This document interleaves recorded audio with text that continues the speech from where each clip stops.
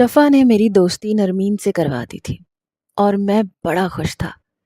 ان دنوں تو ہم دونوں ہی ہواؤں میں اڑ رہے تھے۔ وہ روز رات کو چائے کے 2 کپ بناتی اور اوپر آ کر میرے ساتھ چارپائی پر بیٹھ جاتی۔ پھر ہم لوگ وہ باتیں کرتے اور ہنستے کہ اگر ہم اپنے مقصد میں کامیاب ہو گئے تو ہمارے 2 وارے نیارے ہو جائیں گے۔ نرمین اپنے والدین کی اکلوتی بیٹی تھی، لیکن اس کے بنگلے کے ساتھ ہی اس کے چچا کا بنگلہ تھا اور اس کا کزن اسی یونیورسٹی میں پڑھتا تھا۔ یوں شفا کی اس کے کزن کے ساتھ اچھی دوستی ہو گئی اور میری نرمین کے ساتھ۔ ایک بار شفا اوپر آئی تو کہنے لگی، سارم بھائی، حمزہ مجھے ریسٹورنٹ میں چائے پہ بلا رہا ہے۔ میں نے کہا تو پھر؟ کہنے لگی، کیا مجھے جانا چاہیے؟ یہ بات سن کر میں کچھ سوچ میں پڑ گیا۔ میں نے کہا جانا تو نہیں چاہیے، کیونکہ تمہیں پتہ ہے یہ امیر لڑکے اتنے بھی اچھے نہیں ہوتے ہیں۔ وہ کہنے لگی اسی بات کا ڈر ہے، لیکن وہ کہتا ہے کہ وہ لازمی مجھ سے ملاقات کرنا چاہتا ہے۔ میں نے کہا اگر تم انکار کرو گی تو تمہیں کیا یہ ڈر ہے کہ وہ تمہیں چھوڑ دے گا؟ کہنے لگی ہو بھی سکتا ہے، کیونکہ بہت سی لڑکیاں اس کے پیچھے پڑی ہیں، یہاں تک کہ اس کے ساتھ ریسٹورنٹ میں جانے کو بھی تیار ہے۔ میں نے کہا ایک کام کرتے ہیں، تم اس کے ساتھ ریسٹورنٹ چلی جاؤ۔ کہنے لگی لیکن مجھے ڈر لگ رہا ہے۔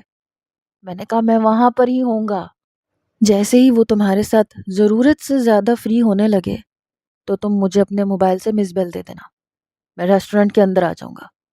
پھر تم کہنا کہ میں بڑی سخت قسم کا ہوں، تمہارا کزن ہوں، اگر میں نے تمہیں کسی لڑکے کے ساتھ دیکھ لیا تو بہت مشکل ہو جائے گی۔ ایسی باتیں کر کے اسے ڈرا دینا تاکہ وہ تمہارے ساتھ کچھ بھی غلط نہ کر سکے۔ میری بات سن کے مسکرانے لگی، کہنے لگی ہاں یہ ٹھیک ہے، اس طرح اس کی بات بھی رہ جائے گی اور میں اس کی نظر میں بری بھی نہیں بنوں گی۔ میں نے کہا ٹھیک ہے۔ پھر ایسے ہی ہوا، شفا نے مجھے مس بیل دی، میں ریسٹورنٹ کے اندر آ گیا۔ مجھے دیکھ کے شفا نے اپنے چہرے پہ بدحواسی سوار کی، سامنے بیٹھے لڑکے سے کہنے لگی، میرا کزن آ گیا، اگر اس نے مجھے دیکھ لیا تو گڑبڑ ہو جائے گی۔ شفا مجھ سے اپنا چہرہ چھپا رہی تھی۔ اس لڑکے نے پیچھے پلٹ کے مجھے دیکھا تو میں پورے ریسٹورنٹ کو یوں دیکھ رہا تھا جیسے کسی کو تلاش کر رہا ہوں۔ پھر شفا نے اپنے چہرے پہ نقاب کیا اور اسے بائے بائے کرتی ہوئی ریسٹورنٹ سے باہر نکل گئی۔ کچھ دیر میں ایسے ہی ادھر ادھر دیکھتا رہا، پھر میں بھی ریسٹورنٹ سے باہر نکل گیا۔ کچھ دور جاتے ہی ایک مقررہ جگہ پر میں اپنی بائک لے کر پہنچ گیا۔ وہاں شفا پہلے سے موجود تھی، ہمارے درمیان یہی طے ہوا تھا۔ وہ میری بائک پر بیٹھ گئی اور ہم ہنستے ہوئے اس لڑکے کا مذاق اڑاتے ہوئے گھر پہنچ گئے۔ نہ تو مجھے نرمین سے کوئی محبت تھی اور نہ شفا کو حمزہ سے۔ ہم تو صرف یہ چاہتے تھے کہ زندگی کی مشکلات ان امیر بچوں کے ذریعے آسان ہو جائے۔ تو کیا حرج تھا؟ شادی تو آخر کرنی ہی تھی، کسی سے بھی ہو جاتی، کوئی فرق نہیں پڑتا۔ نرمین سے جب میری محبت کا سلسلہ آگے بڑھا تو ایک بار وہ مجھ سے کہنے لگی کہ وہ مجھ سے ریسٹورنٹ میں ملنا چاہتی ہے۔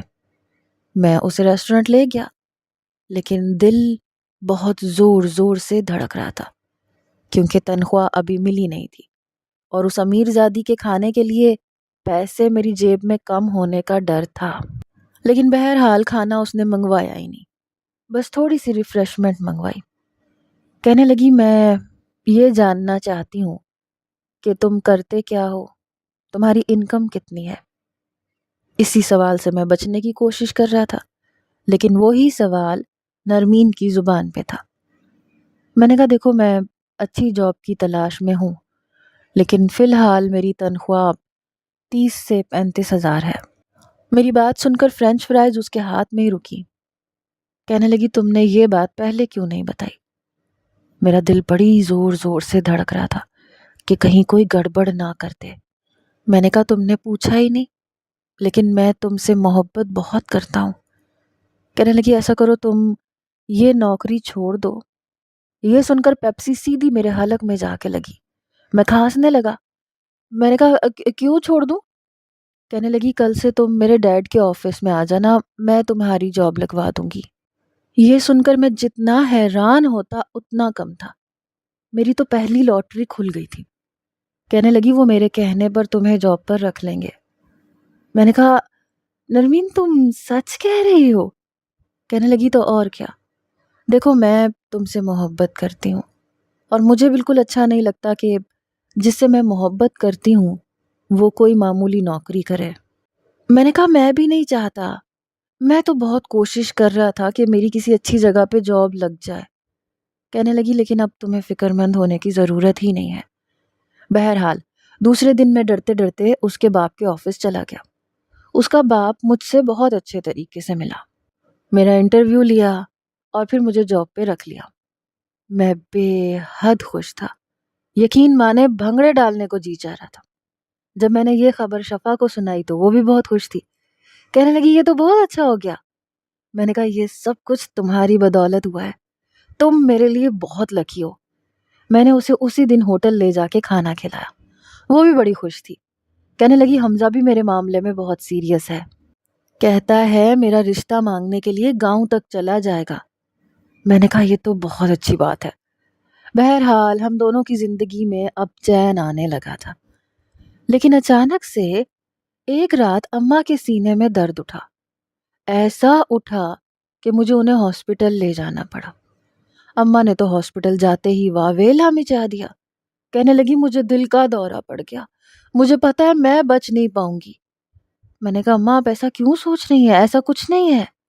لیکن میری ماں نے تو شور مچا کے رکھ دیا، بی پی تھوڑا سا ہائی تھا، لیکن کہہ رہی تھی میرے سینے میں بہت درد ہے، مجھے پتا ہے میں مرنے والی ہوں۔ میں بہت پریشان ہو گیا کہ یہ کیا نیا تماشا ہے۔ ڈاکٹر کہنے لگی کہ ہمارے خیال سے انہیں ہارٹ کا کوئی مسئلہ نہیں ہے، لیکن اماں کو کون سمجھا تھا۔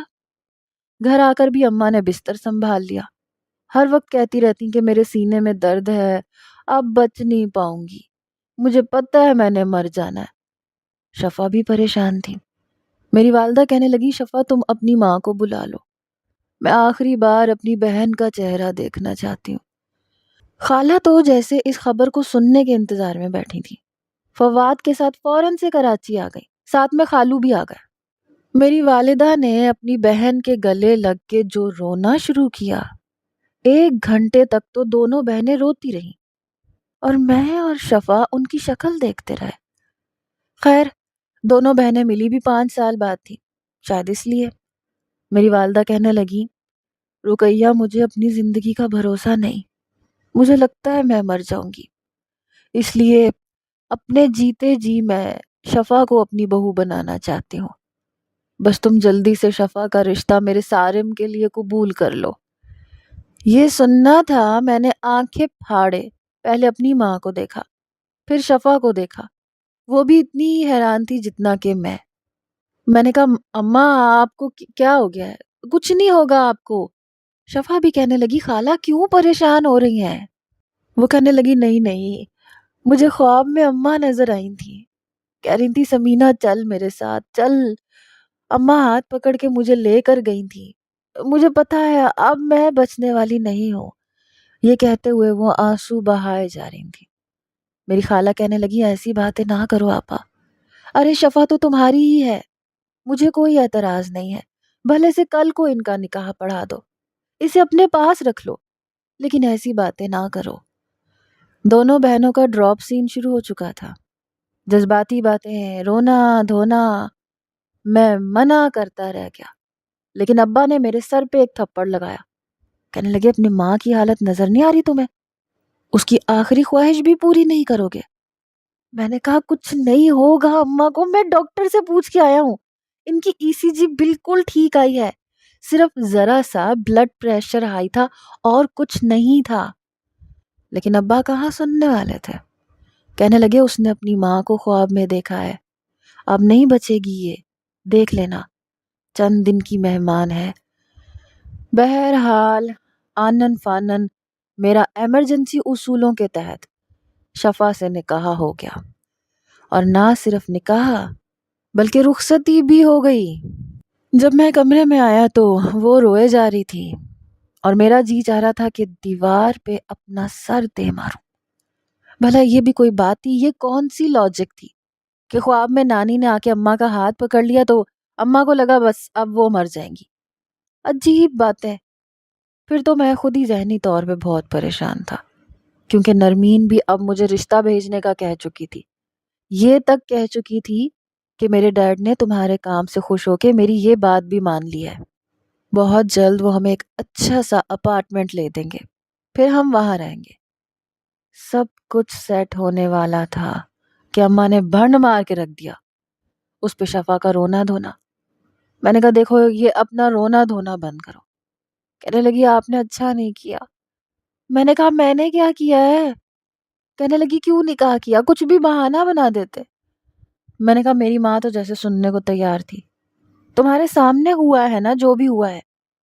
کہنے لگی آپ نے میری زندگی برباد کر کے رکھ دی، مجھے نہیں رہنا آپ کے ساتھ اور نہ آپ کے ساتھ کوئی رشتہ قائم کرنا ہے۔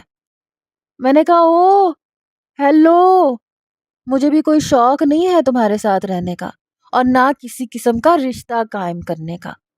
اچھی خاصی میری نرمین کے ساتھ سیٹنگ ہو گئی تھی، اب جب اسے پتا چلے گا وہ اپنے باپ سے کہہ کے میری نوکری چھڑوا دے گی، اور جہاں میری پہلی نوکری تھی وہاں میں نے لات مار دی تھی نوکری کو کہ دوبارہ قدم نہیں رکھوں گا ان کے آفس میں۔ 100 باتیں سنائی تھی میں نے اپنے باس کو، اب جا کے ان کی منتیں کروں گا تو اتنی امبیرسمنٹ ہوگی۔ کہنے لگی آپ کو صرف اس بات کی فکر ہے، میری زندگی برباد ہو کے رہ گئی ہے، مجھے نہیں گزارنی خالہ والی زندگی نہ اماں جیسی۔ حمزہ تو میرا رشتہ لے جانے کے لیے بھی تیار ہو گیا تھا، سارے معاملات طے ہو گئے تھے۔ میں نے کہا تم تو رو سکتی ہو لیکن میں مرد ہوں، میں رو بھی نہیں سکتا۔ میں اپنا سر پکڑ کے بیٹھ گیا کہ اب کروں تو کیا کروں۔ بہرحال مجھے تو کوئی بھی راستہ سجھائی نہیں دے رہا تھا، میں جس قدر پریشان ہو سکتا تھا اس وقت ہو رہا تھا۔ شفا کی بات بھی ٹھیک تھی بالکل، ہم دونوں کی شادی زیادہ دیر تک کسی بھی طرح نہیں رہ سکتی تھی۔ بہرحال صبح میری ماں بالکل حشاش بشاش قسم میں ناشتہ بنا رہی تھی، میرا جی چاہا زمین پھٹے اور میں وہیں دفن ہو جاؤں۔ میں نے کہا اب آپ کچن میں کیا کر رہی ہیں؟ اب آپ کے سینے کا درد ہٹ گیا، دل کے دورے کا اثر ختم ہو گیا؟ کہنے لگی شرم نہیں آتی تمہیں ماں کو اتنی باتیں سناتے ہوئے؟ ایک تو بیماری کے باوجود میں نے کہا کہ چلو میرے بیٹے کی شادی ہے، 2-4 دن مجھے بہو کے نخرے اٹھانے چاہیے، میں ناشتہ بنا رہی ہوں، بجائے خوش ہونے کے تمہارا منہ بنا ہوا ہے۔ خالہ کہنے لگی یہ کس لہجے میں بات کر رہے ہو تم آپا کے ساتھ؟ میری ماں نے 4 آنسو پھر بہانے شروع کر دیے۔ کہنے لگی رقیہ اللہ کی قسم یہ ایسے ہی مجھ سے بات کرتا ہے، اس نے مجھے ذلیل کر کے رکھ دیا ہے، اس کی نظر میں ماں کی کوئی عزت ہی نہیں ہے۔ خالہ کہنے لگی خبردار جو تو نے آپا کو کچھ کہا تو، ایک تو ان کی طبیعت ٹھیک نہیں، اس کے باوجود وہ تمہارے لیے ناشتہ بنا رہی ہیں اور تم ہو کے باتیں سنا رہے ہو۔ اب خالو اور خالہ کی گھورتی نظریں بھی مجھ پہ تھیں۔ میں نے کہا اچھا معاف کر دیں مجھے، میں نے ہاتھ جوڑے تھے۔ کمرے میں آیا تو شفا کام والا جوڑا پہنے سرخ آنکھوں میں کاجل لگا رہی تھی، پوری رات رونے کی وجہ سے اس کی آنکھیں متورم بھی تھیں اور گلابی بھی ہو گئی تھیں۔ میں نے کہا یہ تم کس خوشی میں تیار ہو رہی ہو؟ کہنے لگی اماں نے کہا ہے، اب کیا کہوں ان کو، مجھے تو کوئی شوق نہیں ہے آپ کے لیے تیار ہونے کا۔ میں نے کہا یار کوئی حل نکالو نا، اس طرح تو زندگی نہیں گزر سکتی، دیکھو میں نرمین سے بہت زیادہ سیریس ہو چکا ہوں۔ کہنے لگی تو میں کیا کروں؟ یہ کہتے ہوئے اس نے لپسٹک لگائی۔ میں نے ایک گہری سانس لی، پھر میرے دماغ میں ایک آئیڈیا آیا۔ میں نے کہا بات سنو۔ کہنے لگی کیا ہے؟ میں نے کہا ہم حمزہ اور نرمین کو کچھ بھی نہیں بتائیں گے۔ کہنے لگی ہم نہیں بتائیں گے تو کیا پتہ نہیں چلے گا؟ حمزہ کہہ رہا تھا کہ وہ رشتہ لانا چاہتا ہے، رشتہ لائے گا تو میری ماں کیا بتائے گی نہیں کہ میری شادی ہو گئی ہے؟ اس نے اپنا میک اپ ڈریسنگ ٹیبل کے دراز میں رکھا۔ میں نے کہا دیکھو ابھی بھی کچھ نہیں بگڑا ہے، ہم ان سے بات کرتے ہیں کہ یہ جو نکاح ہوا ہے یہ ہمارے ماں باپ کی وجہ سے ہوا ہے اور ہم یہ نکاح نہیں کرنا چاہتے تھے، وہ لوگ امیر لوگ ہیں، ایسی باتوں کو مائنڈ نہیں کرتے۔ کہنے لگی آپ کو کیا لگتا ہے یہ بات سن کے حمزہ مجھ سے شادی کرے گا؟ کبھی بھی نہیں کرے گا۔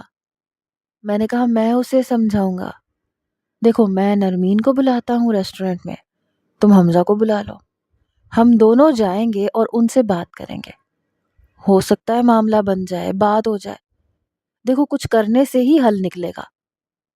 کہنے لگی ٹھیک ہے آپ جیسا کہتے ہیں میں کر لوں گی، اور ویسے مجھے کوئی امید نظر نہیں آ رہی۔ बहरहाल मैं अभी ना उम्मीद नहीं था।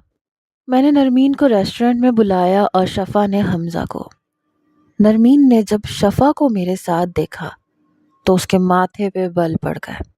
यही कुछ हाल हमजा का भी था। मुझे देख के बड़े गुस्से से उसने शफा की तरफ देखा। मैंने नरमीन को बैठने का इशारा किया। वो दोनों हमारे सामने बैठ गए और हम उनके मुकाबिल। मैंने कहा, देखो, मुझे तुम लोगों से बात करनी है। वो कहने लगा, क्या बात करनी है? मैंने कहा, देखो, मेरा और शफा का निकाह हो गया है। ये सुनना था कि दोनों ही गुस्से से खड़े हो गए। कहने लगे, व्हाट? मैंने कहा, नरमीन प्लीज बैठो। नरमीन कहने लगी, अब सुनने को क्या रह गया है? तुमने अगर अपनी इस कजन से शादी करनी थी तो फिर मेरे साथ मोहब्बत का चक्कर क्यों चलाया? मैंने कहा, प्लीज नरमीन बैठो तो, मेरी बात तो सुनो। जो कुछ हुआ है वो मजबूरन हुआ है। कहने लगी, मुझे ये एक्सक्यूजेस मत दो। मैं जानती हूँ तुम जैसे लड़कों को। पहले हम जैसी लड़कियों से मोहब्बत करते हो, मोहब्बत के दावे करते हो। जब निभाने का वक्त आता है तो फिर अपनी कजन याद आ जाती है। अब तुम कहोगे तुम्हारी माँ को हार्ट अटैक हुआ था और उन्होंने कहा था कि जल्दी से शफा से शादी कर लो वरना मैं मर जाऊंगी। मैं सोच भी नहीं सकता था कि उसे ये कैसे पता चला। कहने लगी, मैं तुम गरीबों के सारे ड्रामे जानती हूँ। मैंने तुम्हारी नौकरी छुड़वा के अपने बाप के ऑफिस में तुम्हें बिठाया। अपने बाप को मैंने कैसे राजी किया ये मैं जानती हूँ, क्योंकि मैं तुमसे सच्ची मोहब्बत करती थी। लेकिन तुम हो ही धोखेबाज। हमजा भी कहने लगा, तुम्हारे इस कजन की नीयत पहले ही तुम पे ठीक नहीं थी। जब भी मैं तुम्हें रेस्टोरेंट लेके जाता था ये पीछे तुम्हारा थानेदार बन के आ जाता था। शफा, मुझे नहीं पता था तुम मेरे साथ ऐसा भी कर सकती हो। शफा रोने लगी। मैंने कहा, प्लीज तुम दोनों बैठ के हमारी बात सुनोगे? जब मैंने ये कहा कि अम्मा को हार्ट अटैक हुआ था तो नरमीन कहने लगी, देखा, वही बहाना बना ना जो मैंने तुम्हें पहले ही बता दिया था। मैंने कहा, खुदा की कसम मैंने बहाना नहीं बनाया। देखो जो कुछ हुआ है उसमें ना मेरा कसूर है ना शफा का। कहने लगी, चलो ठीक है, कर ली ना तुमने शादी अब, तो अब टाटा बाय बाय। ये कह के वो खड़ी हो गई। मैंने नरमीन का हाथ पकड़ा। मैंने कहा, प्लीज बात सुनो। देखो, जैसे ही ये मामला ठंडा होगा हम एक दूसरे से अलग हो जाएंगे, क्योंकि हम दोनों एक दूसरे से मोहब्बत नहीं करते, तुम लोगों से करते हैं। शफा हमजा से मोहब्बत करती है, मैं तुमसे करता हूँ नरमीन। वो कहने लगी, बेवकूफ़ समझ रखा है तुमने मुझे। तुम्हारे इंतज़ार में मैं मज़ीद बैठी रहूंगी। वो कहने लगी, तुम मुझे सिर्फ इंतज़ार की सूली पे चढ़ाना चाहते हो। मैं तुम्हारी बात का एतबार करूं, तुम मुझे अपनी मजबूरियों के रोने सुना सुना के मुझसे पैसे लेते रहो, मेरे बाप के ऑफिस में काम करते रहो। अभी तुम मुझे ये सुना रहे हो कि मजबूरन निकाह हुआ है और कुछ नहीं हुआ। 9-10 महीने बाद कहोगे कि पता ही नहीं चला कैसे बच्चा हो गया। लेकिन मैं मोहब्बत नरमीन तुम्ही से करता हूँ। शफा के साथ तो बस अम्मा से किए हुए वादे को निभा रहा था। ये कोई इस तरह की बातें और ये कहानियां मैं रोज सुनती और ड्रामों में देखती हूँ। हमजा कहने लगा, ये लोग होते ही बेवफा हैं।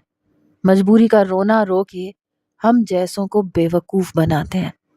कहने लगा, इन्होंने जो करना था कर लिया, ठीक है, अब जो हमारा जी चाहेगा वो हम करेंगे। नरमीन, मैं आज ही अपनी मॉम को और डैड को तुम्हारे घर भेजूंगा तुम्हारे रिश्ते के लिए। वो कहने लगी, ठीक है, मैं भी तुमसे शादी करने को तैयार हूँ, और हम इनकी तरह चोरी छुपे बुजदिलों की तरह शादी नहीं करेंगे। नरमीन कहने लगी, शफा, दोस्त होने के नाते मैं तुम्हें अपनी शादी का कार्ड जरूर भेजूंगी। शफा तो रोए जा रही थी। लाख समझाने पर उन्होंने हमारी एक बात नहीं सुनी और दोनों उठ के चले गए।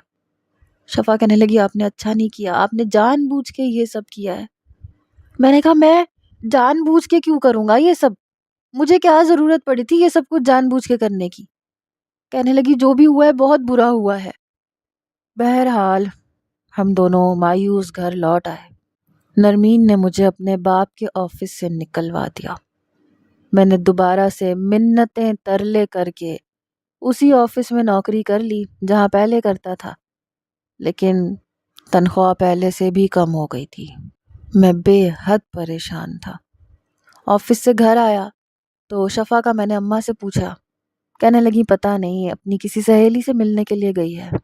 میں نے دل میں سوچا اب کون سی سہیلی سے ملنے چلی گئی۔ بہرحال کھانے میں وہی بھنڈی پکی ہوئی تھی۔ شاید ہماری قسمت میں یہی لکھا تھا۔ میں کھانا کھانے ہی لگا تھا جب مجھے شفا کی کال آ گئی۔ میں نے فون اٹھایا۔ کہنے لگی سارے مجھے بچاؤ۔ میں نے کہا کیا ہوا، کہاں ہو تم؟ میں نے فوراً سے روٹی کا نوالا واپس رکھا۔ کہنے لگی حمزہ نے مجھے دھوکے سے خالی فلیٹ میں بلایا تھا، وہ مجھے برباد کر کے رکھ دے گا۔ میں تمہیں ایڈریس بتا رہی ہوں، جلدی سے پہنچ جاؤ۔ اس نے مجھے پتہ بتایا۔ میں باہر دوڑا، وہاں پہنچا اور میں پولیس کو انفارم کر چکا تھا۔ جیسے ہی میں فلیٹ پہ پہنچا میں نے دروازہ زور سے کھٹکھٹا دیا۔ دروازہ حمزہ نہیں کھولا تھا۔ مجھے دیکھ کے حیران تھا۔ میں نے کہا پیچھے ہٹو، کہاں ہے شفا؟ کہنے لگا اچھا تو اس نے تمہیں بلا لیا۔ میں بھی کہوں تمہیں کیسے پتا چلا کہ وہ یہاں ہے؟ تمہاری اس کزن نے میرے سے بہت سے پیسے لیے تھے، اس لیے جب تک میں اس سے اپنے پیسے وصول نہیں کر لوں گا اسے چھوڑوں گا نہیں۔ میں نے اس کو گریبان سے پکڑا اور اسے مکے مار مار کے دھو کے رکھ دیا۔ میں نے کہا تمہاری ہمت کیسے ہوئی میری بیوی کے لیے ایسی بات کرنے کی؟ شفا کمرے میں تھی، فوراً سے باہر آ گئی۔ تب تک میں اسے اچھا خاصا مار چکا تھا۔ شکر تھا کہ اکیلا ہی تھا وہ فلیٹ میں، وہ فرار نہیں ہو سکتا تھا، اور اسے میں نے اس قابل چھوڑا بھی نہیں تھا کہ وہ اٹھ کے مجھ سے مقابلہ کر سکے۔ ویسے بھی یہ ان برگر بچوں میں اتنی طاقت نہیں ہوتی کہ ہم جیسے دیسی نوجوانوں کا مقابلہ کر سکیں، کیونکہ برگر کھا کھا کے یہ صرف شکل کے گورے چٹے ہوتے ہیں اور برگر ہوتے ہیں۔ ہماری ماؤں نے بے شک ہمیں سبزی کھلائی تھی، دال کھلائی تھی، لیکن حلال روزی کی اپنی ہی طاقت ہوتی ہے۔ میں نے شفا کا بازو پکڑا اور اسے اپنے ساتھ لے آیا۔ میں نے کہا کس سے پوچھ کے گئی تھی تم؟ کہنے لگی وہ کہہ رہا تھا کہ اگر تم مجھ سے واقعی محبت کرتی ہو تو میرے بتائے ہوئے پتے پہ آ جاؤ۔ کہہ رہا تھا میں تمہیں اپنا لوں گا، تمہاری بات پہ بھروسہ بھی کروں گا۔ پھر اس نے اپنا چین لاکٹ اتارا۔ کہنے لگی یہ اسے واپس کر دو، مجھے یہ نہیں چاہیے۔ اس کا ایسا کوئی بھی تحفہ جس کے بدلے مجھے اپنی عزت کا سودا کرنا پڑے۔ میں نے سب کچھ شفا سے لے کے نرمین کے گھر کا رخ کیا۔ اس کے چوکیدار سے کہا کہ نرمین کو باہر بلائے، میں اندر نہیں جاؤں گا۔ نرمین باہر آئی تو بڑے غصے میں تھی۔ میں نے اس کا ہاتھ پکڑا، اس کی ہتھیلی پہ حمزہ کی دی ہوئی ساری چیزیں رکھ دی۔ میں نے کہا سنبھالو اسے، اور پھر اسے حمزہ کی ساری حرکت بھی بتا دی۔ وہ آنکھیں پھاڑے مجھے دیکھ رہی تھی۔ میں نے کہا جو بغیرتی تمہارا کزن میری بیوی کے ساتھ کرنے والا تھا، میں تمہارے بارے میں ایسا سوچ بھی نہیں سکتا۔ یہ فرق ہے تمہاری کلاس میں اور ہماری کلاس میں۔ ہم عزت بیچتے نہیں ہیں، نہ دھوکے سے یوں بلاتے ہیں۔ اپنے دیے ہوئے تحفوں کی قیمت دوسروں کی عزت سے وصول نہیں کرتے، یہ اپنے پاس رکھو۔ یہ کہہ کر میں شفا کو واپس لے آیا۔ اب وہ رو رہی تھی، مجھ سے معافی بھی مانگ رہی تھی۔ میں نے کہا آئندہ تم مجھ سے پوچھے بغیر کہیں نہیں جاؤ گی؟ کہنے لگی کہیں نہیں جاؤں گی۔ بہرحال ہماری شادی کو بھی 2 سال گزر ہی گئے۔ اللہ نے ایک بیٹا بھی دے دیا تھا، لیکن اب ہمیں سبزیاں کھاتے ہوئے نہ تو غصہ آتا تھا اور نہ وہ بری لگتی تھی۔ آفس سے جب میں گھر پہنچا تو شفا سے پوچھا کیا بنایا ہے؟ کہنے لگی توری کی سبزی۔ میں نے کہا واہ بہت اچھا کیا، تمہارے ہاتھ میں ویسے بھی جادو ہے، توری کی سبزی بھی کھاؤ تو لگتا ہے بریانی کھائی ہے۔ جاؤ جا کے لے کے آؤ، اور ہاں روٹی پہ تھوڑا سا گھی لگا دینا۔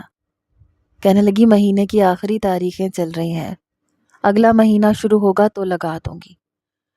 میں نے ایک گہری ٹھنڈی سانس لی۔ ہمارے لیے یہی زندگی بہتر تھی۔ جو کھا رہے تھے عزت اور حلال کا تو تھا، امیروں کے چکر میں پڑ کے عزت گنوانے سے تو بہتر ہی تھا۔ اگر میری شادی نرمین سے ہو بھی جاتی تو میری زندگی اس دھوبی کے کتے کی طرح ہوتی جو نہ گھر کا ہوتا ہے نہ گھاٹ کا۔ آپ لوگوں کا کیا خیال ہے؟